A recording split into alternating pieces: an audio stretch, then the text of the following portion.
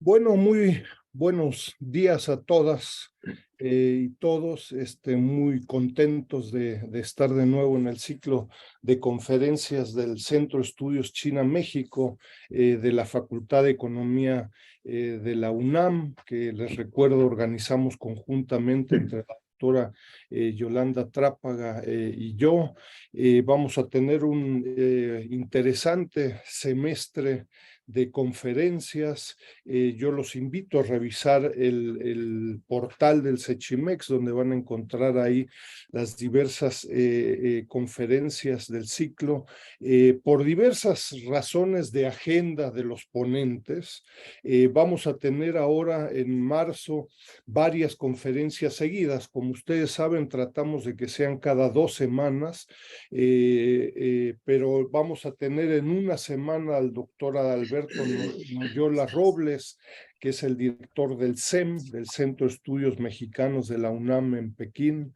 Y bueno, una semana después, el 15 de marzo, a la doctora Laisai Aconchan y a Ricardo Martínez Esquivel, ambos de la UCR, de la Universidad de Costa Rica, etcétera. Entonces les estaremos enviando la información, como lo hacemos siempre, vía correo electrónico. Revisen de nuevo, por favor, ahí el portal del Sechimex. Y antes de permitirme presentar al doctor Norbert Molina Medina, simplemente me gustaría invitarlos a revisar los documentos que estamos publicando en la Red Académica de América Latina y el Caribe sobre China.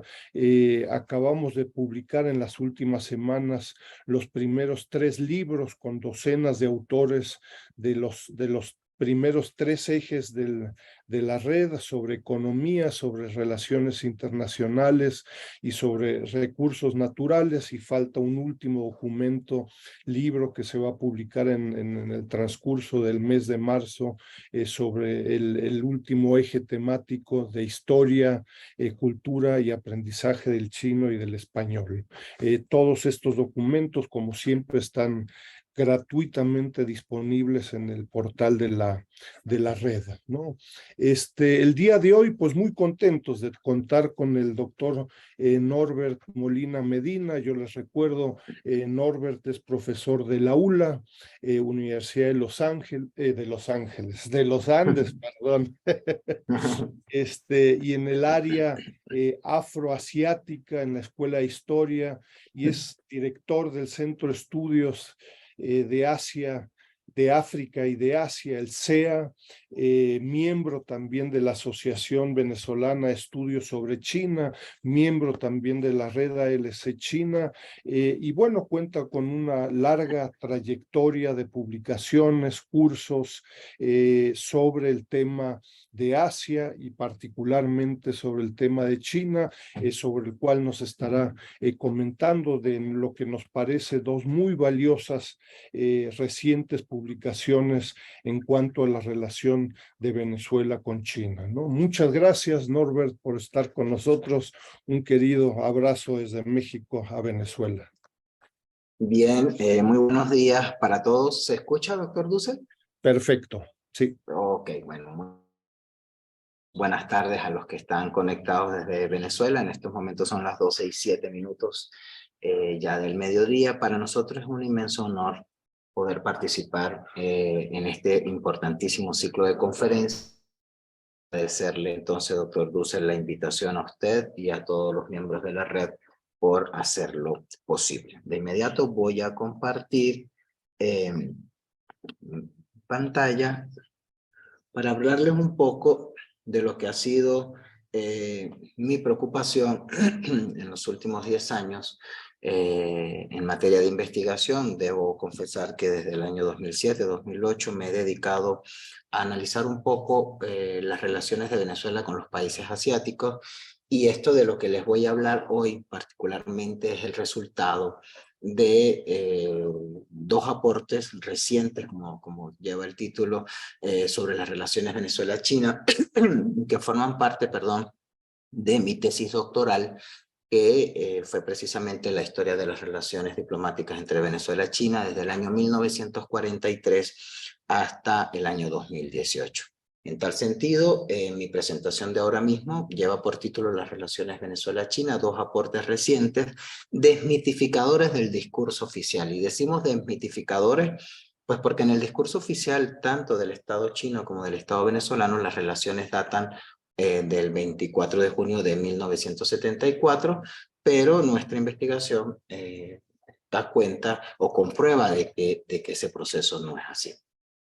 Comienzo citando a Caracelo Parra Pérez, intelectual venezolano y canciller de Venezuela entre 1941 y 1945, quien en una comunicación desde París envía a la Casa Amarilla, a la sede de nuestra Cancillería en Caracas, una nota que, entre otras cosas, decía: porque en las circunstancias actuales y en un porvenir inmediato, conviene a Venezuela la amistad de aquella nación, cuya influencia en el mundo, a pesar de las dificultades internas, crecerá cada vez más. Se refería a China y se refería al interés de China por suscribir un tratado de amistad, comercio y navegación con Venezuela. Pues bien, el año pasado publicamos los dos primeros tomos de lo que es la evolución de las relaciones Venezuela-China, de lo que es mi propuesta de tesis doctoral.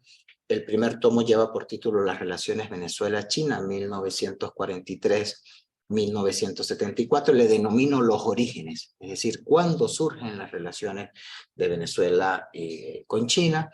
Y el segundo tomo, que se publicó en diciembre, lleva por título Las relaciones Venezuela-China, 1974-1999, los senderos de la normalización. Normalización, es decir, como punto fundamental para entender que lo que ocurre a partir de 1974 es un proceso de continuidad y no nada inédito. Por supuesto que un tercer tomo abarcaría a partir de 1999, que lo tenemos, que debemos empezar a editarlo para su publicación.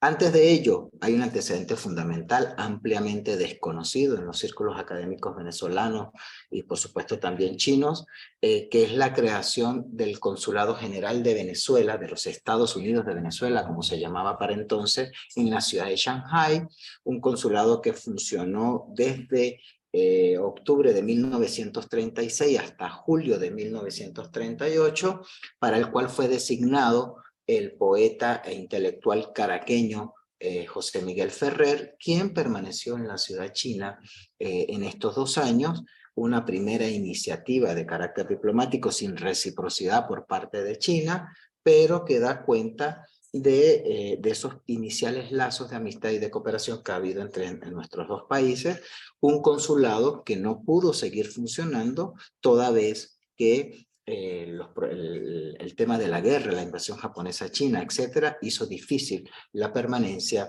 del diplomático venezolano en China. Esa foto que está allí la hemos conseguido en el archivo histórico de la Cancillería venezolana. Es una foto de 1938 donde aparece la fachada del consulado venezolano, del Consulado General de Venezuela en Shanghái, y donde aparece José Miguel Ferrer precisamente con su escribiente e intérprete Wilfred Beaudry. Bien, partiendo entonces de este antecedente, hay allí una fuente de un artículo que publicamos recientemente en la revista Interacción Sino-Iberoamericana en el año 2001, donde doy cuenta de los pormenores de la creación precisamente de ese consulado. Bien, ¿cuáles son esos dos aportes? Bien, el primero de ellos, que tiene que ver con los orígenes, abarca básicamente 4 aspectos fundamentales. ¿Cuáles son esos aspectos fundamentales? Yo le llamo las pinceladas sobre el origen y evolución de las relaciones Venezuela-China, Lee Di-jun y el frustrado Tratado de Amistad Venezuela-China. Lee Di-jun es el primer diplomático acreditado en Venezuela en el año 1943. Tercero, Venezuela y la admisión de China en la Organización de las Naciones Unidas. Y por último, inicio y discontinuidad del entendimiento comercial.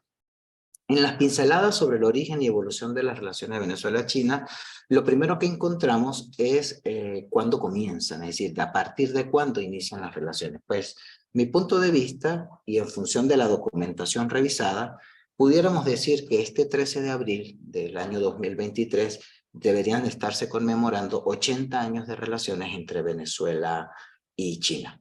En 1941 se designa un primer enviado extraordinario y plenipotenciario de China en Venezuela. No logra llegar por estaba acreditado en Brasil, por problemas de logística, etcétera, no logra acreditarse en Caracas y en su defecto el gobierno chino designa a Lee Di-jun, un funcionario diplomático que estaba acreditado ante el gobierno de Cuba en La Habana, y este funcionario llega a inicios de 1943, el 13 de abril formalmente presenta las cartas credenciales al presidente de Venezuela, general Isaías Medina Angarita. Ustedes pueden ver allí a mano izquierda dos pequeños recortes de prensa del diario El Universal del 13 y 14 de abril de 1943, donde aparece el presidente Medina Angarita con el funcionario chino. Y además de presentar cartas credenciales, procede a aperturar la legación de China en Venezuela. ¿Por qué se considera o por qué consideramos el inicio de las relaciones en ese momento? Porque en el resto de la documentación, cuando comienza todo el interés de China por suscribir un tratado de amistad, comercio y navegación, el funcionario chino insiste en que fue China quien dio el paso, insiste en que China fue quien el 13 de abril presentó cartas credenciales y abrió una legación, etcétera, etcétera. En reciprocidad, Venezuela no lo hace de manera inmediata, pero sí lo hace a partir de agosto de 1947, cuando designa por segunda vez a José Miguel Ferrer, quien había sido cónsul en Shanghái entre 1936 y 1938, lo designa como encargado de negocios de interín de Venezuela en China. Y además se habla en la documentación de la creación de la legación de Venezuela en la ciudad de Nanjing, que para el momento era la capital de China, después de 1945. ¿Qué es lo que ocurre en 1949 con el triunfo de la Revolución Comunista? Bueno, que la gran mayoría de los países latinoamericanos dieron continuidad al reconocimiento que tenían con el régimen nacionalista, que se va a trasladar a la isla de Taiwán. En el caso de Venezuela no ocurrió, el traslado de la legación no ocurrió de manera automática. En la documentación que revisamos todavía a inicios de los años 50 vemos que esa legación funcionaba, por ejemplo, en ciudades como Hong Kong, Shanghai, etc. Ya para 1956, con la designación de Arturo Lares como encargado de negocios, aparece en la documentación que efectivamente es en la ciudad en la capital Taipei, en Taiwán. Aquí ocurren varias cosas interesantes. La primera de ellas es que mientras el gobierno venezolano sigue sus relaciones con el régimen nacionalista que tiene como sede Taiwán, por su parte la República Popular China inicia los primeros contactos con importantes líderes del Partido Comunista y de la izquierda venezolana, que no es un fenómeno únicamente de Venezuela, es un fenómeno casi de toda la región. En el libro ustedes pueden conseguir importantes testimonios fotográficos del presidente Mao con destacados líderes de la izquierda venezolana a partir de finales de los años 50. Otro aspecto fundamental de este primer apartado es que ya para finales a inicios de los años 70, pese a que Venezuela mantenía relaciones con el régimen nacionalista, hay los primeros acercamientos de misiones comerciales venezolanas que viajan a Pekín, como es el caso de la que ocurrió entre el 4 y el 19 de noviembre de 1970. Es decir, ahí hacemos un pequeño balance de cómo surgen las relaciones y cuál es el interés. El interés fundamental es la suscripción de un tratado de amistad, comercio y navegación que permitiera, entre otras cosas, garantizar la normalidad y la estabilidad de la incipiente comunidad china que estaba en Venezuela, que para los momentos se sentía perseguida, puesto que el gobierno venezolano, iniciando los años 40, había iniciado un proceso de revisión de los extranjeros que permanecían en Venezuela, y según las leyes de inmigración venezolana, pues no se permitía la inmigración asiática. Ya de eso vamos a hablar un poco más adelante. El segundo apartado se llama Lee Di-jun y el frustrado Tratado de Amistad Venezuela-China. Precisamente aquí damos cuenta de las primeras iniciativas que tienen su origen en los años 30, luego durante la gestión de Lee Di-jun, fundamentalmente el año 43, los intentos que hizo con la Cancillería venezolana de suscribir el tratado, y la negativa de Venezuela por considerar que los artículos que proponía China iban en contra de, repito, de las leyes de inmigración venezolanas que prohibían, entre otras cosas, la inmigración asiática. Un ejemplo de ello, puedo citar aquí una partecita: el 15 de mayo de 1944, de nuevo Lee Di-jun desde Cuba abogó por el tratado, acentuando que fue China la que tomó la iniciativa de establecer relaciones diplomáticas, acreditando un ministro en Venezuela y decidiendo la permanencia de su legación en Caracas. Por supuesto, no se dio, toda la discusión llega hasta los años 60, incluso cada cierto tiempo China nacionalista insistía en la necesidad de un tratado con Venezuela, pero Venezuela, argumentando que iba en contra de las leyes de inmigración, no podía aceptar los aspectos que proponía China en esas medidas. Venezuela y la admisión de China en la Organización de las Naciones Unidas, permanentemente desde que se dio a inicio de los 60 toda la discusión sobre la posibilidad de que China ingresara como legítimo representante del pueblo chino en la organización multilateral.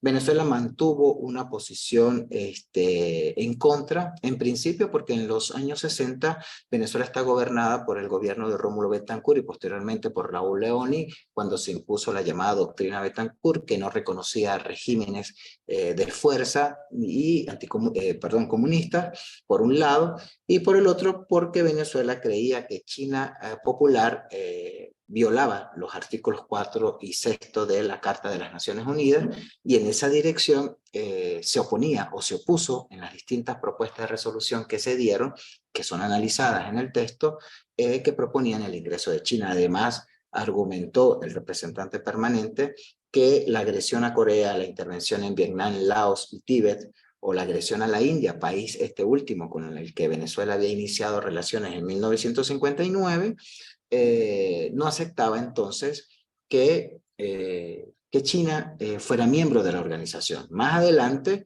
ya muy cerca del ingreso, del reconocimiento de China, que se dio con la resolución 2758 del 25 de octubre, el gobierno del presidente Rafael Caldera, del partido COPEI, comenzó a cambiar un poco de opinión, consideraba que China sí debería ser miembro de la organización, pero que la organización debía tomar medidas para no afectar a otro territorio, en este caso Taiwán, que era un país, decían los funcionarios venezolanos, es decir, un régimen allí que albergaba a cerca de 12 millones de personas que también tenían derecho a su autodeterminación, etcétera, etcétera.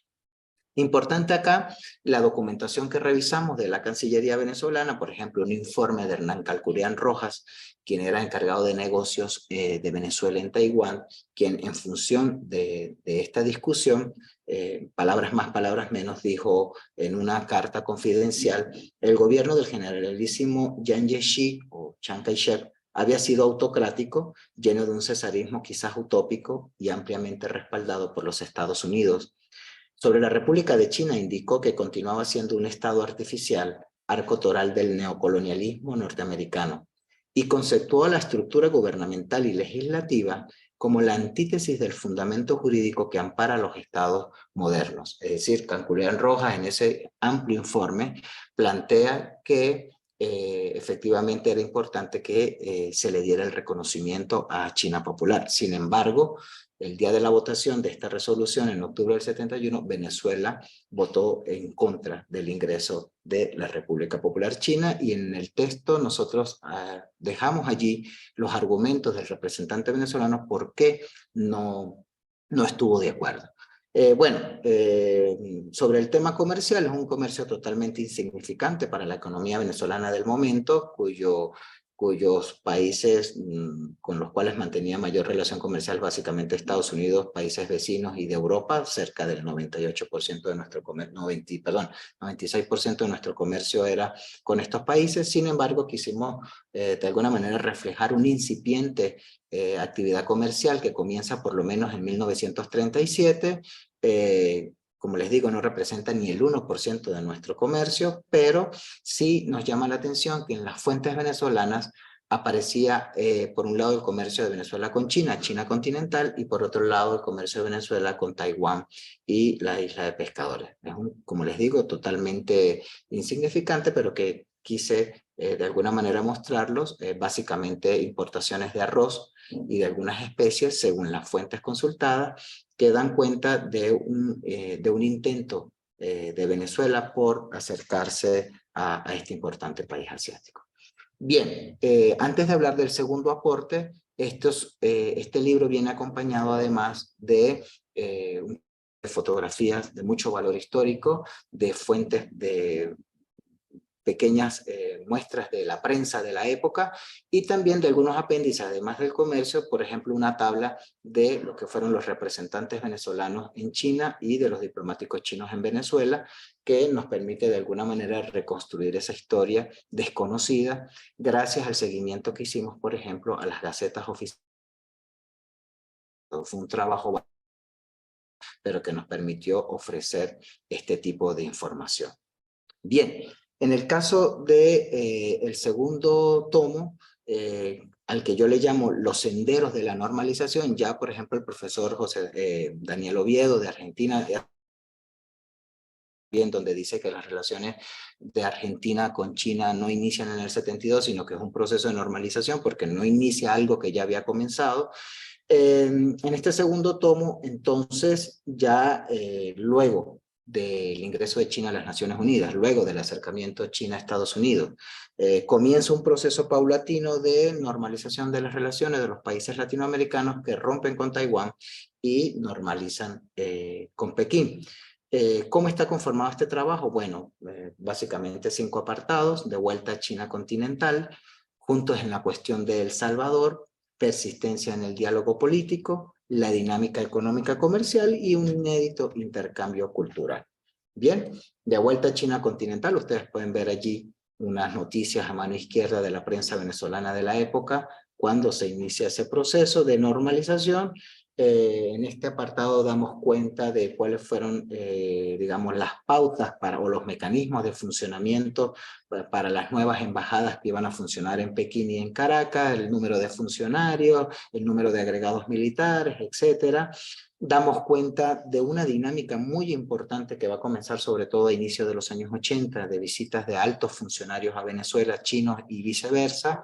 Por ejemplo, la visita del canciller chino a inicios de año, la visita del canciller venezolano a China también. Por supuesto, la primera visita de un presidente venezolano a China, presidente Luis Herrera Campins, del Partido Social Cristiano COPEI, quien estuvo del 27 de octubre al 2 de noviembre de 1981. Y digo esto que es muy importante porque en la dinámica venezolana actual pareciera, el desconocimiento que hay de todo este proceso, pareciera que China se inventó en 1999 con la llegada del presidente Hugo Chávez, y no es así. Hay un importante proceso de acercamiento y de diálogo político a partir de los años 80 con la visita de este presidente y también con la visita de los primeros ministros Zhao Ziyang en 1985 y de Li Peng en 1996. En esa dinámica vamos a observar en las narrativas una condena permanente en plena Guerra Fría al expansionismo y al hegemonismo por parte de autoridades chinas y de autoridades venezolanas, pero también ese viaje significó empezar un intercambio o un interés económico de ambos países, básicamente de China para acá, en función de la actividad agroquímica, del hierro, del acero y del aluminio venezolano, muy importante para el proceso de modernización que estaba experimentando o empezando a experimentar China, y la cooperación militar, un aspecto muy poco conocido, la designación de agregados militares chinos en Venezuela y de agregados militares venezolanos en China. En esa oportunidad se firmó por vez primera el Convenio Básico de Cooperación Científica y Técnica y el Acuerdo de Cooperación Cultural, que son los dos primeros instrumentos jurídicos suscritos el 1 de noviembre a propósito de esa visita de 1981 y que, a nuestro juicio, son la base sobre la que descansa la cooperación sino-venezolana a partir de allí, ¿no? Bien, juntos en la cuestión del Salvador, esto fue una sorpresa para nosotros cuando estábamos haciendo la investigación, porque a raíz de la crisis centroamericana y de la visita del canciller venezolano a China y del canciller chino a Venezuela y del presidente venezolano a China, se generó toda una discusión en función del apoyo que le daba Venezuela al régimen de Napoleón Duarte en El Salvador. Hay toda una cantidad de notas de prensa impresionante en Venezuela sobre ese proceso. Es decir, y a partir de allí entonces en la prensa podemos observar la denuncia que hacen importantes círculos académicos, intelectuales, partidos políticos opositores al gobierno de Herrera Campins y prensa venezolana, denunciando la constitución de un eje Washington-Pekín-Caracas frente a la presencia de Cuba y la URSS en el conflicto centroamericano. Para nosotros, repito, fue una sorpresa. Logramos elaborar un trabajo, un apartado completo en donde podemos dar cuenta de ese proceso. Por supuesto, damos cuenta también de la defensa a favor de la URSS y de Cuba a partir de publicaciones que hacía, por ejemplo, el Partido Comunista Soviético en América Latina o algunos otros medios de difusión que Cuba hacía llegar a América Latina, en donde se defienden y dicen que no están metidos en el proceso. Logramos, para nosotros fue una sorpresa leer a Robert Matthews, el historiador Robert Matthews, quien citando a Thomas Enders, quien fue ¿cómo se llama? El alto representante para asuntos interamericanos del gobierno de Estados Unidos, cuando reconoce que Venezuela, pese a que abogaba por la desmilitarización del conflicto centroamericano, Thomas Enders reconoce y confiesa que Venezuela mantuvo instructores militares en El Salvador y que Venezuela entrenó a militares salvadoreños centroamericanos en su lucha contra la guerrilla y las fuerzas insurgentes en el conflicto salvadoreño. También salió a relucir en este proceso el diferendo con Guyana, que tenemos nosotros, el territorio Esequibo, puesto que la prensa venezolana argumentaba que por esa zona se podía estar promoviendo una invasión maoísta. Una cosa sumamente graciosa, hasta interesante, en el marco, repito, de la Guerra Fría, pero que la prensa venezolana mostró con mucha suspicacia e interés. En la persistencia del diálogo político, repito, consideramos que esta es una época muy importante en donde se van a consolidar las bases fundamentales de lo que es la cooperación sino-venezolana actual. ¿Por qué? Bueno, en primera instancia, primero por el diálogo al más alto nivel político. Ustedes ven esas fotos que están allí a mano izquierda, es una visita del año 1974, la que está en la parte superior del Congreso Nacional Venezolano, de representantes congresistas de nuestro Parlamento, a China, de los distintos partidos políticos, entre ellos está allí el que fuera después presidente Luis Herrera Campins, y en la foto inferior vemos al doctor Rafael Cardela, quien fue presidente de Venezuela en 2 oportunidades, conversando en 1981 con Deng Xiaoping. Las 2 visitas de los primeros ministros en 1985, Zhao Ziyang y Li Pen en 1996, van a ser fundamentales toda vez que de allí se van a desprender los acuerdos que en las áreas política, energética, minera, económico-comercial, ganadera pesquera, científico-técnica, cultural y militar, van a determinar lo que va a ser posteriormente en el siglo XXI la cooperación sino-venezolana. Es decir, son los primeros acuerdos, son los acuerdos pioneros suscritos que llevaron, por ejemplo, a los primeros acuerdos en materia petrolera, que datan de 1985. Es decir, hay una línea de continuidad en la cooperación energética a partir de entonces. ¿Por qué también es importante? Porque en este periodo se van a dar 3 comisiones mixtas comerciales en julio de 1987, julio del 92 y mayo de 1998. Se va a dar la primera y segunda reunión del mecanismo de consulta política entre los ministerios de Relaciones Exteriores de ambos países en marzo de 1994 y en febrero de 1997. Y en esta última se va a acordar entonces la primera reunión del mecanismo de consulta política Venezuela-República Popular China en mayo de 1998, a meses de que el presidente Chávez asumiera la presidencia. ¿Qué nos indica esto? Nos indica esto que hay una línea de continuidad en la política exterior china hacia Venezuela que nos va a permitir entender entonces lo que va a ocurrir en el siglo XXI con la conformación de la Asociación Estratégica, a partir de 2014, Asociación Estratégica Integral, y de la conformación de la Comisión Mixta de Alto Nivel que determinó el funcionamiento de las relaciones en estas 2 primeras décadas del siglo XX, cuyos antecedentes están perfectamente delineados acá. En el periodo se suscribieron 21 acuerdos, que son los que yo le llamo los acuerdos pioneros. La dinámica económica comercial, fundamental, el acuerdo comercial del 12 de noviembre de 1985. Ustedes ven allí en ese reporte de prensa del año 1996. La orimulsión es importante para China. Es decir, no fue el presidente Chávez quien inventó el tema del acercamiento energético con China. Ya eso venía desde 1985 con la visita de Zhao Ziyang y los primeros acuerdos en materia no solamente de cooperación en exploración y explotación petrolera, sino los acuerdos en venta, para la venta de orimulsión al país asiático. En 1991, con la visita del canciller venezolano a China, y en conversación con el primer ministro Li Peng, se habla de la posibilidad de convertir a Venezuela, fíjense la importancia de esto, en el centro de comercialización y distribución de productos chinos en América Latina, entendiéndose que Venezuela es puerto y aeropuerto obligado con una posición geoestratégica muy importante al norte de América del Sur, con fachada caribeña, con fachada andina, con fachada amazónica, etcétera, ¿no? El tema de la comercialización de la orimulsión de los años 90, ya lo había mencionado, y bueno, aquí pongo un dato como para tener una idea del proceso. El comercio binacional para 1974 rondaba apenas 1.4 millones de dólares, ya para 1998 estaba cerca de los 200 millones de dólares, y en esto fue muy importante el intercambio en materia de petróleo.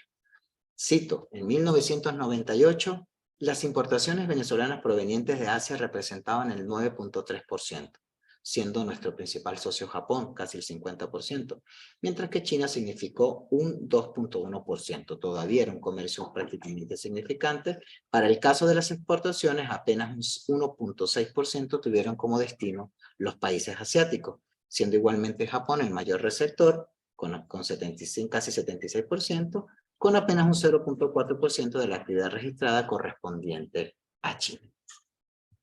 Aquí hay una data, la primera mano izquierda ofrecida por el Anuario de Comercio Exterior de Venezuela y el Anuario Estadístico de Venezuela, que sí da cuenta que en los años 90 comienza a crecer un poco esa dinámica comercial, y la otra tabla, que es del periodo 90 a 98, es ofrecida por la Administración General de Aduanas de China, donde vemos que ciertamente estábamos cerca de los 200 millones de dólares de intercambio. Y puse una estela de prensa allí, iniciando los años 90, como para dar fuerza a nuestro planteamiento. China interesada en cooperación petrolera con Venezuela. Ya iniciando los 90, este proceso iba tomando su curso. El inédito intercambio cultural, pese a que hay mucho por investigar todavía, conseguimos bastantes fuentes que nos permiten dar cuenta de un acercamiento muy importante en esta área de la cooperación, y que tiene como base fundamental el Acuerdo Cultural del 1 de noviembre de 1981. Logramos dar cuenta de lo que fue la celebración del sesquicentenario de la muerte del libertador Simón Bolívar en 1980, la celebración del bicentenario del libertador de su nacimiento en 1983, las visitas de delegaciones culturales en ambos sentidos, y cuatro importantes programas diseñados por el Ministerio de Cultura venezolano y su homólogo chino, que llevó por nombre el Programa de Intercambio Cultural 83-84 y los planes ejecutivos de acuerdo de cooperación cultural entre ambos países para los periodos 85-88, 91-93 y 95-97. Allí se delinean las áreas en materia de bibliotecas, intercambios de libros, intercambios de delegaciones, intercambios de académicos, televisoras, medios de comunicación, etcétera, etcétera, etcétera, ¿no? Lo cual da cuenta de un aspecto muy importante, repito, muy poco conocido. También damos cuenta de los primeros becarios venezolanos que fueron a China. Creo que en esta conferencia está Víctor Ochoa, que es uno de los primeros venezolanos que fue a estudiar a China en el año 1976, si no estoy equivocado, becado por el gobierno chino. Y esa foto que ven en la parte inferior es la foto de la traducción de los escritos más importantes y discursos del libertador Simón Bolívar, y que fueron traducidos para ese momento de las celebraciones del año 83. También fue traducida una de las mejores biografías del Libertador, del intelectual venezolano Augusto Mijares, y que fue publicada en 1983. En estas traducciones participaron la primera generación de venezolanos, de chinos latinoamericanistas de la Academia China de Ciencias Sociales. Destaca entre ellos el profesor muy querido por todos nosotros, Su Zhishen. Bien, ambos textos forman parte, digamos, de una idea. Aquí hay unas conclusiones preliminares que yo dejo para la discusión. En primer lugar, hay una visión, yo considero que hay una visión de conjunto, que el proceso debe verse como una visión de conjunto y que nos llevaría entonces a celebrar 8 décadas de intercambio sino-venezolanos en abril del 2023. El interés chino, tratar de contribuir a mejorar las condiciones de la incipiente comunidad china en Venezuela, a través de la firma de un tratado de amistad, comercio y navegación. Nos introduce el problema a los orígenes de la comunidad china en Venezuela. Proclamada la República Popular China en 1949 y en el marco de la Guerra Fría, Venezuela optó por continuar con la República de China, Taiwán, mientras que el Partido Comunista de China estableció los primeros contactos con la izquierda latinoamericana y venezolana en particular. El periodo 43-74, hablamos de un efímero intercambio comercial sin ninguna importancia para la actividad económica venezolana. El 28 de junio hay una coyuntura, que es el proceso de normalización de las relaciones, toda vez que China Popular ingresa a las Naciones Unidas, etc. En la dinámica del conflicto este-oeste y del conflicto este-este, es decir, la disputa también entre China y Rusia por el liderazgo de la Revolución Comunista Internacional, la alianza Washington-Pekín-Caracas surgió ante la presencia en América Latina de la URSS y de Cuba, en el caso de El Salvador. La simpatía de los políticos venezolanos hacia China y el Partido Comunista tiene sus orígenes en la segunda mitad del siglo XX. Creo que la gran mayoría de los más importantes líderes del Partido Acción Democrática y COPEI visitaron al país, incluyendo Carlos Andrés Pérez en 1985.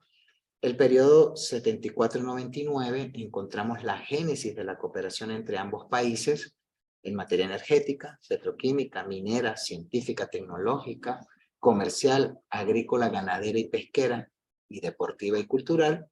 Existe una línea de continuidad, por lo menos desde mediados de los años 80, en la política exterior de China con respecto a Venezuela, y nuestro argumento tiene como sustento lo que ya les había comentado de las reuniones de la Comisión Mixta Comercial, del mecanismo de consulta de nuestra Cancillería y de la primera reunión del mecanismo de consulta política, que pudiéramos decir, ¿por qué no?, es el antecedente inmediato a lo que sería luego la Asociación Estratégica del año 2001. 1998-2001, apenas han pasado 3 años. Ambos textos, ambos libros tienen una sección de apéndice, como les dije, de actividad comercial, de funcionarios diplomáticos chinos en Venezuela y venezolanos en China, reportajes fotográficos, reportajes de prensa, que nos permiten acercarnos un poco a la dinámica de la época. Las fuentes que sustentan nuestra investigación es diversa, fuentes de la Cancillería venezolana de la época. Hicimos una revisión completa de las gacetas oficiales venezolanas durante 80 años, de un tiempo que nos llevó bastante, digamos, para poder reconstruir quiénes de China habían estado acá y quiénes de Venezuela allá. Fuentes ¿cómo se llama?, de bibliográfica, fuentes hemerográficas, prensa venezolana, sobre todo los diarios más importantes, para en inicio, las 2 primeras etapas, el diario El Nacional y el diario El Universal, quienes hicieron un seguimiento muy importante, o logra conseguirse bastante información sobre este tema. ¿Dónde podemos conseguir estos libros? Estos libros son de total acceso abierto, se pueden conseguir en nuestra página web, en abech.org, pero también en el repositorio institucional de la Universidad de los Andes. Finalmente, quisiera dejarles 4 o 5 líneas con las que yo concluyo el tercer tomo, el que deberíamos publicar próximamente. Y yo digo, las últimas líneas de ese tercer tomo dice, ¿quién iba a decir que la resistencia que encontró China en los años 30 y 40 del siglo XX ante su reiterado interés por suscribir un tratado de amistad, comercio y navegación con Venezuela, encontraría al siguiente milenio de playas abiertas a su desembarco. De esta manera yo culmino mi breve intervención sobre estos dos importantes trabajos que me encantaría que los vieran, que los leyeran, que los compartieran, porque forma parte pues de esa historia de las relaciones entre China y América Latina que está por conocerse. Muchas gracias, doctor Dussel, y muchas gracias a todos ustedes. Fantástico, doctor Norbert Molina Medina. Felicidades realmente por el enorme esfuerzo personal e institucional. Me parece que en la mayoría de los países latinoamericanos por el momento no existe un esfuerzo de esta envergadura. Así es que en fin, un enorme reconocimiento al esfuerzo, ¿no? A mí me gustaría, verás, tú tienes acceso al chat, se van Sí. planteando algunas preguntas, en lo que se van concretando preguntas adicionales. Norbert, a mí me gustaría preguntarte lo siguiente. Tú mencionaste a nuestro querido amigo Susi Cheng como una contraparte de Lilas ahí en Pekín. ¿Cuáles son, en la experiencia tuya personal, pero también de la BECH y de otras actividades que estuvieran realizando en Venezuela, pues quiénes son las principales instituciones y académicos hoy en día interesados y interesados en general en Venezuela y con los que pudieran trabajar en temas específicos sobre la relación entre Venezuela y China? Pregunto esto porque, en fin, muchas veces somos muy críticos y yo creo que con justificación de los tremendos hoyos negros y falta de dedicación, falta de conocimiento en América Latina sobre China. Sin embargo, también me parece que hay también algunas limitaciones, poniéndolo en positivo, en China, ¿no? Entonces, me gustaría conocer ahí si es más bien vía el partido, vía el ILAS, o hay otras instituciones que ustedes han detectado que tienen interés en trabajar sobre Venezuela y la relación bilateral, ¿no? Antes de abordar las preguntas que se están gestando, ¿no?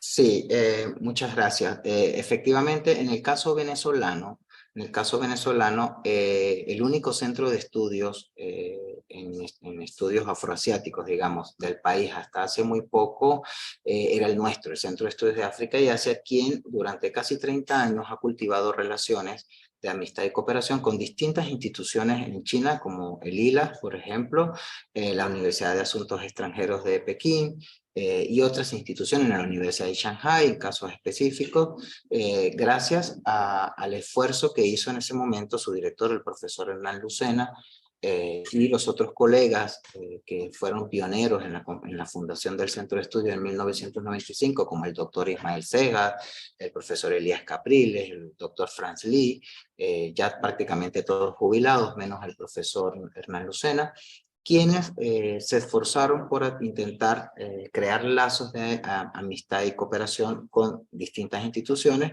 a las que ellos pudieron asistir, en determinadas ocasiones y a las que se les ha pedido, ayuda para enviar, por ejemplo, pasantes o becarios, ¿no? Eso por un lado. Sin embargo, en Venezuela ha existido muchas limitaciones porque en los propios círculos académicos venezolanos ha habido resistencia al estudio de las culturas afroasiáticas y más particularmente de las culturas asiáticas. Uno a veces no se entiende, doctor Dussel, como por ejemplo Caracas, donde está la capital, donde está nuestra Cancillería, no exista una institución, digamos, que se dedica a formar al personal diplomático nuestro que debería representarnos en estos países. Es una gran debilidad. Y por esa razón nuestro centro de estudio ha hecho un esfuerzo enorme por tratar de abordar estos temas que son tan importantes para dar cuenta de cuáles han sido nuestras limitaciones, cuáles han sido nuestras fortalezas, etc. Más recientemente sabemos de la existencia, por ejemplo, de otros grupos de investigación en Caracas, por ejemplo, dedicados a China, pero que están muy cercanos al discurso oficial. Y el acercamiento al discurso oficial pues limita de alguna manera la crítica, el ejercicio de la crítica en unas condiciones tan complejas como la que tiene Venezuela en estos momentos. Entonces, la Universidad de los Andes ha sido sin duda pionera con su centro de estudio y con un esfuerzo que se ha hecho, repito, desde a partir más o menos del 2007-2008, de intentar dar cuenta de los lazos y vínculos de Venezuela con países asiáticos, pero además de promover esos lazos, es decir, todos esos becarios venezolanos, particularmente holandinos, que han ido a China en los últimos 20 años, ha sido el esfuerzo del centro de estudio, de la preocupación del centro de estudio, por supuesto, gracias a la cooperación sino-venezolana, pero gracias al esfuerzo del centro de estudio que se ha preocupado por enviar a jóvenes venezolanos a formarse allá. Tenemos muchísimas limitaciones. El único instituto Confucio que hay en Venezuela está en Caracas. En nuestra universidad ha sido imposible que logremos un instituto Confucio o la enseñanza del idioma chino. ¿Y cuál es la razón? La razón que se argumenta desde China es la inseguridad del país, es decir, la crisis en la que ingresó Venezuela, que dificulta muchísimo que nosotros podamos tener acceso a ese tipo de beneficios. Pero sin embargo nosotros seguimos insistiendo y por eso en el 2018 creamos la Asociación Venezolana de Estudios sobre China, la escribimos al Centro de Estudios de África y Asia y sin recursos, con muchas limitaciones, hemos tratado de generar algunos aportes, hemos creado los cuadernos de China, hemos creado los cuadernos de cultura china, hemos creado la biblioteca Bech, hemos generado círculos de conferencia con académicos chinos, académicos latinoamericanos, académicos venezolanos. En el 2021 hicimos el libro centenario del Partido Comunista de China con la doctora María Francesca Estallano del Centro de Estudios Chinos de la Universidad Nacional de La Plata. Eso ha sido otro trabajo también importante, intentar acercarnos a los grupos, redes y centros de la región para difundir nuestro trabajo, nuestro esfuerzo y de esa manera también hacer cosas en conjunto. De tal manera que el reto es enorme, tenemos muchísimas dificultades, de hecho para este año ni siquiera tenemos recursos para las publicaciones que tenemos en puerta, pero seguimos insistiendo y creemos que hay que continuar la tarea.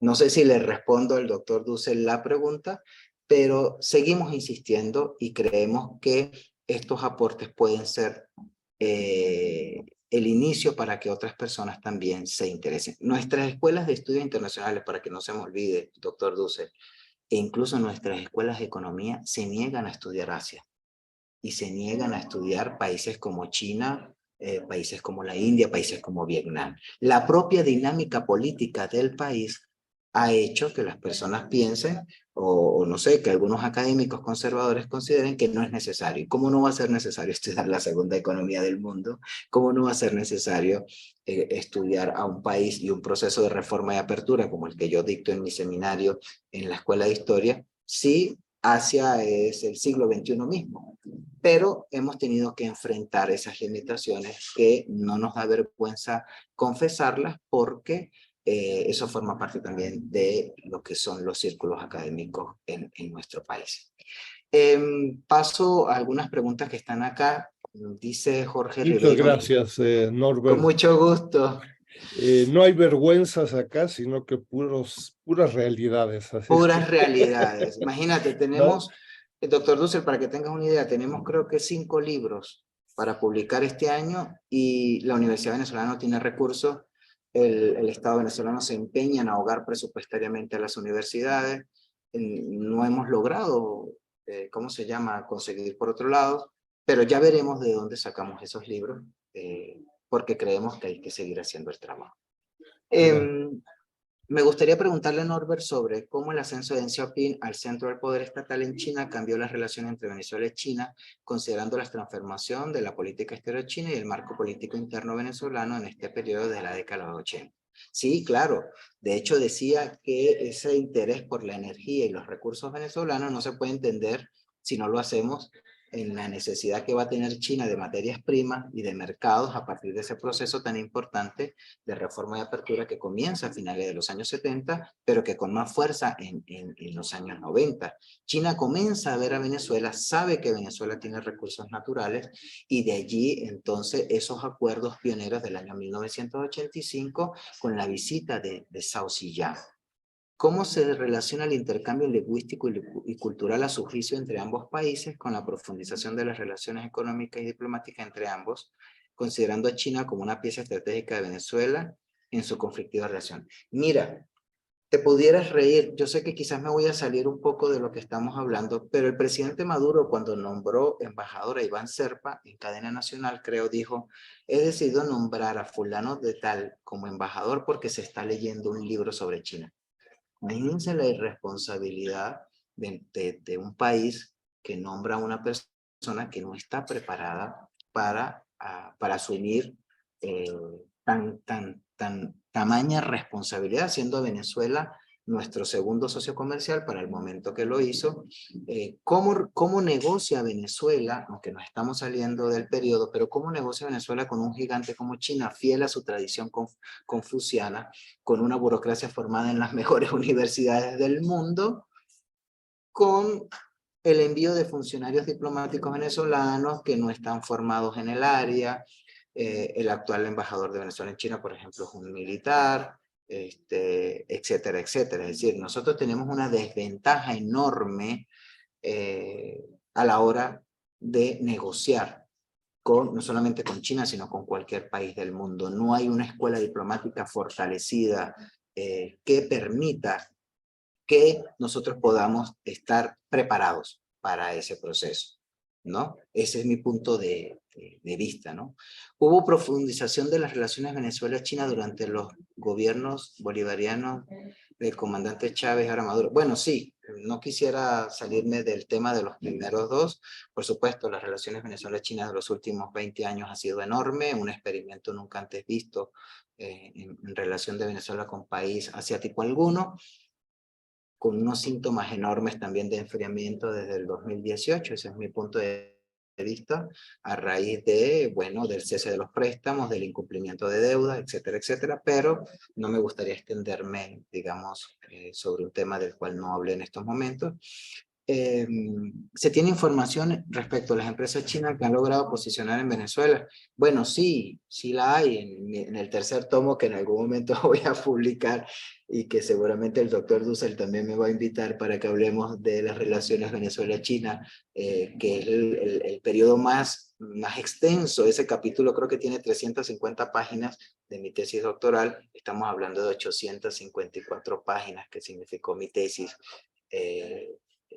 de este periodo desde el año 43 hasta el año 2018. Hablamos de las principales empresas. Hay un informe de la ONG venezolana Transparencia Venezuela que se llama Negocios Chinos. Ahí hay una lista de cerca de 92 empresas que se posicionaron en Venezuela entre 1999 y 2018, más o menos. Pero el periodo reciente, los últimos 20 años, y sobre todo los últimos 10 años, es muy difícil de estudiar, porque en Venezuela hace tiempo que no se publican fuentes oficiales. Entonces, los historiadores, los politólogos, quienes nos dedicamos a esta tarea, nos toca acudir a otros medios, buscar fuentes espejos de organismos internacionales, etcétera, etcétera, para tratar de dar cuenta, ir a la prensa, una prensa que a raíz de la crisis política también es sumamente tendenciosa, incluso a veces raya en la ignorancia, simplemente el hecho de que China sea un país gobernado por el Partido Comunista se ve como algo, como algo peligroso. Es decir, hay muchas limitaciones con las cuales nos enfrentamos. Sin embargo, yo hice ese capítulo, creo que falta mucho también, pero es un aporte. Nada de esto es una versión definitiva, es una idea mía de presentar una visión de conjunto. Lo decía el doctor Dussel, no hay en América Latina, yo no conozco al menos una visión de conjunto de las relaciones de cualquier país de la región con China, desde que iniciaron los vínculos. Esto fue un esfuerzo que me propuse hace muchos años, cuando comencé a estudiar Japón, yo hice, como te decía, maestría en las relaciones Venezuela-Japón, se me ocurrió que iba recogiendo, al mismo tiempo China, iba recogiendo Malasia, iba recogiendo Vietnam, algunos otros países. Por eso, antes de esto, he publicado sobre Venezuela-Japón, Venezuela-Malasia, Venezuela-India y Venezuela-Corea. Quizás el reto por delante es un trabajo de conjunto sobre las relaciones Venezuela-India, un país muy importante para Venezuela en estos momentos, pero como mi pasión es China, pues primero lo primero, doctor Dussel. Entonces, eso es lo que hemos hecho. Queda el tercer tomo, es un esfuerzo que queremos hacer, que queremos sacar para seguir tratando de comprender esta importante historia entre nuestros dos países. Gracias, Norbert. Será muy útil sobre Ok, bueno, gracias a ti, Jorge. Lupita, ¿qué tal, Norbert? Antes de nada, agradezco la invitación. ¿Podrías darnos tu punto de vista en relación al tema China entre China?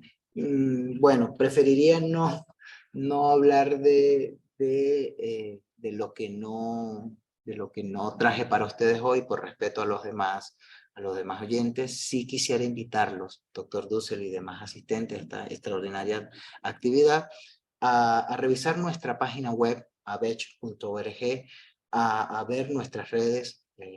Hacemos un esfuerzo enorme para no solamente para la comunidad académica venezolana, también es una gran verdad, doctor Dussel, de que nuestro trabajo se reconoce más en América Latina, nuestro trabajo se reconoce más incluso en China, que en propia Venezuela, que en la propia Venezuela, pero eso tiene una explicación y es toda la complicación y toda la crisis política, económica, social, cultural que el país ha enfrentado por lo menos desde el 2014, para la que muchos consideran China es el responsable. Porque bueno, somos expertos ¿cómo se llama?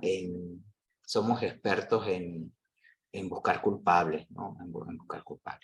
Sí, Rosa María, disculpen, pero el profesor Eduardo Oviedo, exactamente, de hecho yo la consulté, sí, de hecho yo consulté el trabajo del profesor Oviedo, a quien respeto y admiro mucho, tengo una excelente relación con él, y además él también aclara muy bien como yo el tema de lo que es inicio de las relaciones, normalización y continuidad de las mismas. Entonces, hay una línea de continuidad perfecta, hay elementos muy importantes de la dinámica política. Yo recuerdo, doctor Dussel, esto es un comentario breve, yo quise hacerle una entrevista a un importante líder político venezolano, ex candidato presidencial y miembro del Partido Social Cristiano COPEI.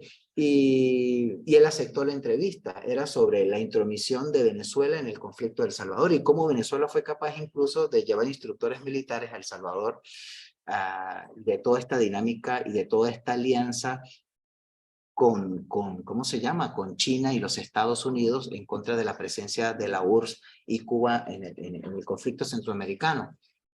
Y el ex candidato presidencial, muy bien, muy amable, pero cuando le envié las preguntas más nunca me respondió.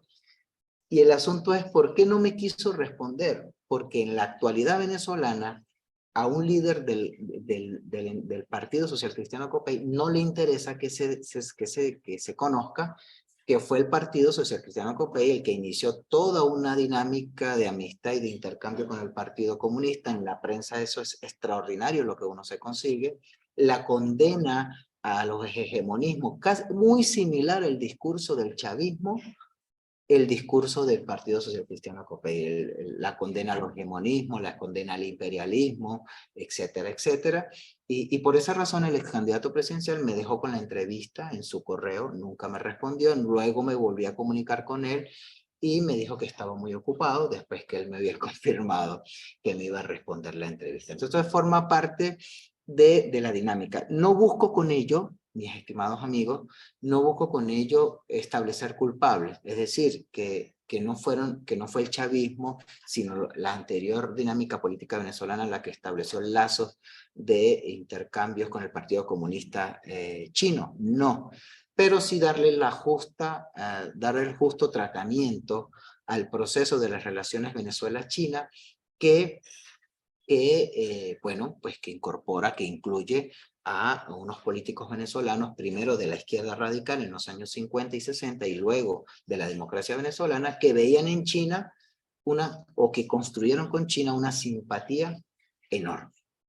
Formo parte de un grupo de investigación de la Universidad Federal de Bahía que investiga las relaciones de China con los distintos países del sur. Hemos tenido dificultades para encontrar datos objetivos y confiables sobre el comercio entre Venezuela y China, y en especial sobre las inversiones, financiamiento y préstamos. ¿Dónde podemos encontrarlo? Bueno, hay muchísimas fuentes. Si se refiere al periodo reciente, Diálogo Interamericano tiene bastantes fuentes sobre el particular, y bueno, con plataformas como el Banco Mundial, como Contrat y otras instituciones internacionales se puede levantar el comercio. Yo hice un levantamiento de comercio, incluso con la red académica China-América Latina que dirige el doctor Enrique Dussel, bastante fuentes que hay sobre, por ejemplo, los préstamos y sobre la inversión extranjera directa. Así que creo que vale la pena seguir aprovechando todas estas redes que nos ofrecen datos. Yo confieso aquí, doctor Dussel, que para el periodo reciente, si no hubiera sido por mucho del esfuerzo que ustedes hacen, sobre todo en materia de inversiones de OFDI y de comercio y préstamos, hubiera sido muy difícil, porque en Venezuela eso no está publicado. En Venezuela no hay información sobre eso, información oficial, quiero decir. Se trata de una conferencia de innovación historiográfica sobre la historia de las relaciones exteriores de Venezuela. Muchas gracias, profesor Robinson Mesa, profesor de mi escuela y de quien he aprendido mucho sobre estos temas. Buenos días. ¿Qué implicaciones ha tenido la guerra rusa-Ucrania y la relación China-Venezuela? Bueno, no, de verdad, muchas gracias por la pregunta, pero no quisiera abordar temas un tema que es bastante sensible, sobre el que tengo, por supuesto, mi propia opinión, pero que no tiene nada que ver con lo que hemos conversado o con lo que les he expuesto en la mañana de hoy. No sé si hay alguna otra pregunta, algún otro comentario, con muchísimo gusto. Muchas gracias, Norbert. Mira, a ver, dos comentarios un comentario y dos preguntas adicionales. A ver, yo respeto, por supuesto, que el segundo tomo va hasta 1999, pero a ver, en el pensamiento, en escritos, en actividades de Hugo Chávez, que asumió la presidencia en 1999. Antes de 1999, se ven intentos, intereses particulares de él y de su movimiento con respecto a China, o eso realmente surgió desde 1999 y antes, ¿no? Me interesaría simplemente saber si programáticamente, conceptualmente, China ya jugaba un papel antes de ser electo presidente, ¿no? Y después la pregunta obligada, digo, no para presionar, sino que en buena lid y por interés, pues bueno, como para cuándo están pensando publicar, o estás pensando publicar este tercer tomo, que creo que será de mucho interés, ¿no? Y en términos de comentarios, simplemente recordar que, bueno, en los cuadernos de trabajo del Sechimex, en la red ALC China, hay todo un grupo de publicaciones entre otros, tengo entendido que tienen una larga amistad con Carlos Eduardo Piña, entre Claro. otros, con quien ha venido trabajando con mucho detalle. Preguntaba acá Jorge Almeida sobre temas de financiamiento, temas de inversión, temas de comercio. Si estos temas les interesan, yo les los invito mucho y en el siglo XXI, ¿no? Los invito mucho a revisar los esfuerzos muy puntuales sobre comercio, sobre financiamiento, sobre inversión, China-Venezuela, ¿no?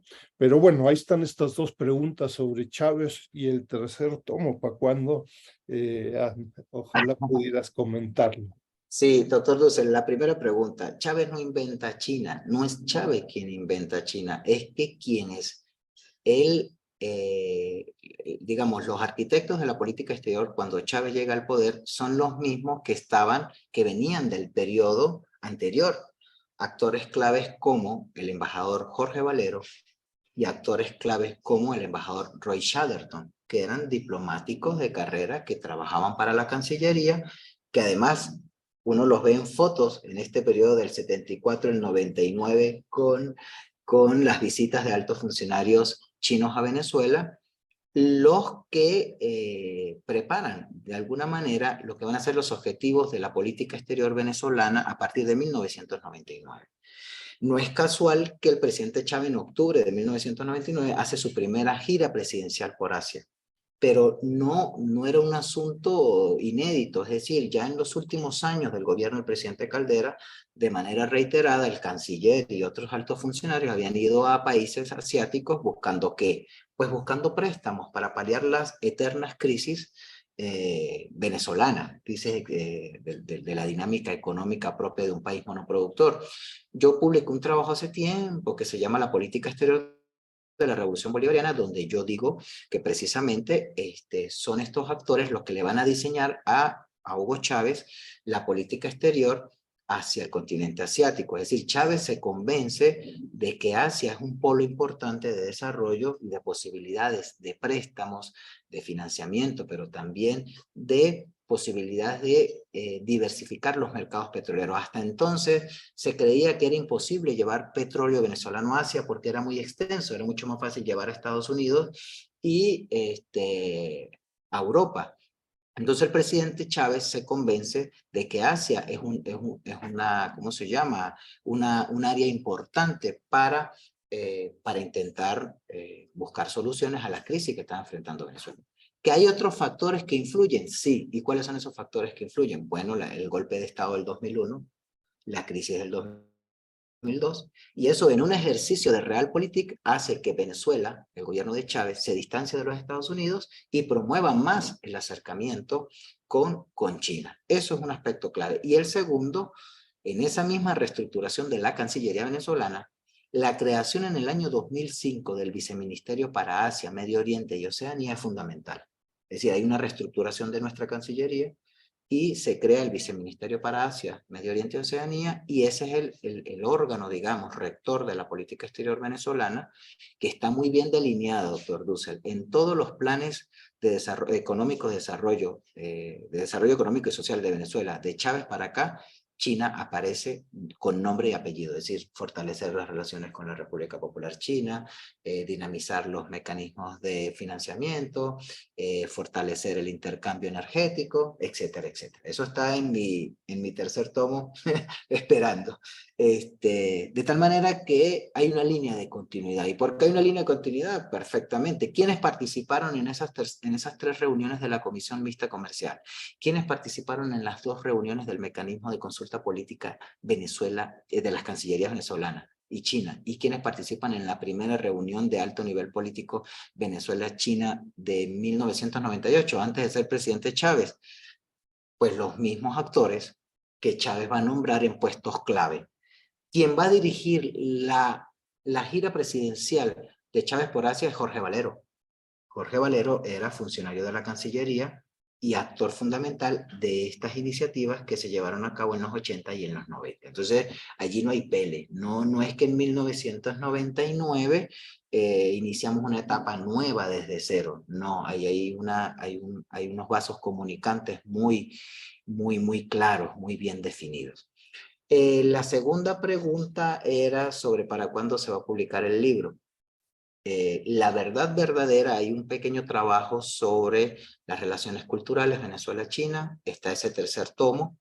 El único condicionante es que no tenemos recursos económicos para salir adelante con la edición de esos libros que cuestan mucho aquí en Venezuela, pero estoy seguro que pronto empezaré a hacer el proceso de edición, es decir, revisarlo de nuevo, volver a releer, acomodar, preparar, y puede ser que haya una sorpresa para que ese libro salga a la mayor brevedad. Mi interés era que se publicara el año pasado, pero no nos dio tiempo. Quizás este año seguramente va a salir ese trabajo. Repito, es una propuesta, no es nada definitivo. pero creo que es un acercamiento bastante loable sobre lo que ha pasado desde 1999, por lo menos hasta el 2018. Yo le digo enfriamiento a esa parte de las relaciones porque desde el año 2018, doctor Duce, se reunió la última comisión mixta de alto nivel. Fue la última. Desde el año 2001 se han reunido 16 ediciones. Hasta entonces no se han vuelto a reunir la comisión mixta de alto nivel, y eso es una muestra de que las relaciones, pese al discurso oficial, no tienen la misma dinámica, la misma importancia y el mismo nivel que tuvo, sobre todo durante la época del presidente Chávez. Con el presidente Maduro eso fue cambiando drásticamente, pues los precios del petróleo se fueron al piso, se incrementó la crisis económica, política y social, vinieron las sanciones estadounidenses, la conflictividad, el aislamiento internacional, y para usted de contar. Entonces las cosas se complicaron. Ahorita el escenario es distinto, pero digamos hasta el 2018, entre el 2014 y 2018, hay un periodo bastante complicado. Lamento, estimados por... bueno, y la tercera era sobre, sí, Carlos Eduardo Piña es miembro de nuestra asociación, un extraordinario colega. Él es una de las referencias claves para mí. De hecho, en mi tercer tomo, en una nota a pie, digo que Carlos Eduardo Piña, venezolano, politólogo, quien ha trabajado con el doctor Dussel en México, es el único venezolano que ha trabajado de manera sistemática y ordenada el tema del financiamiento y las inversiones y las relaciones económicas de Venezuela con China en este siglo XXI. Doctor Dussel, yo soy historiador de formación, doctor en estudios políticos, no soy economista, y vaya que me ha tocado durísimo tratar de entender cuando me he metido con temas de financiamiento, inversión extranjera directa, pero hay una propuesta allí y creo que vale la pena, ¿no? Si me lo permiten, me gustaría conocer las apreciaciones del doctor Molina sobre la eventual influencia geopolítica de China en el caso Esequibo, considerando aspectos como la presencia. Sí, bueno, ese es un tema bastante delicado. Creo que la Cancillería venezolana no ha tenido la respuesta oportuna e idónea sobre un tema tan delicado, un tema no resuelto de nuestros problemas limítrofes, de nuestro Esequibo. Es una cosa bien delicada, porque si bien China es ahorita nuestro primer socio comercial, pues China tiene empresas que están operando en el Esequibo, y algunos especialistas en el tema, yo no soy especialista en el tema de Esequibo, pero algunos especialistas en el tema de Esequibo dicen que el presidente Chávez es responsable de la pérdida de la influencia y del sostenimiento de la posición que Venezuela ha mantenido desde el Acuerdo de Ginebra con respecto a ese tema. Pero hay expertos en esa área que saben muy bien y que han publicado sobre el particular. No me gustaría especular sobre un tema que yo digamos, no conozco y no he estudiado, pero entiendo que hay presencia de empresas chinas explotando recursos en un territorio que para nosotros, pues bueno, está en reclamación, como decimos, ¿no? Les recuerdo esta breve conferencia en breve. Bueno, eso fue el doctor Dussel. Bueno, doctor Dussel, esa es mi propuesta. Muy Agradezco bien. muchísimo a todos.